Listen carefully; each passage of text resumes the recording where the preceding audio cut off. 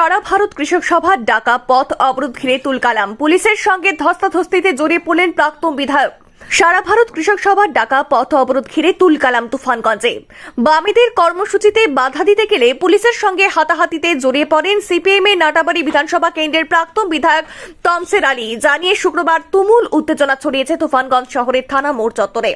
ফসলের ন্যায্য মূল্য নিশ্চিতকরণ সহ একাধিক দাবিতে শুক্রবার অসম বাংলা সংযোগকারী জাতীয় সড়ক অবরোধের ডাক দিয়েছে সারা ভারত কৃষক সভা।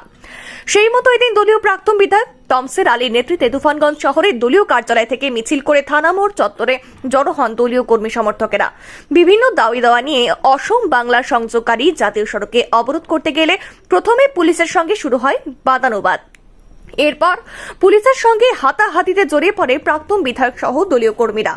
সিপিএম এর প্রাক্তন বিধায়ক তথা কৃষক সভার কেন্দ্রীয় কমিটির সদস্য তমসের আলী জানান, পুলিশ বাধা দিয়ে তাদের কর্মসূচিকে আটকানোর চেষ্টা করেছিল, তারপরও আমরা সফল। পুলিশ যদি এই সরকারের পেছন থেকে সরে যায় তাহলে সরকার একদিনও টিকবে না। উনি হাত দিক, আপনি কে মহিলা কেন পুরুষের হাতে হাত দিচ্ছেন? কেন হাত দিতে যাচ্ছেন আপনি?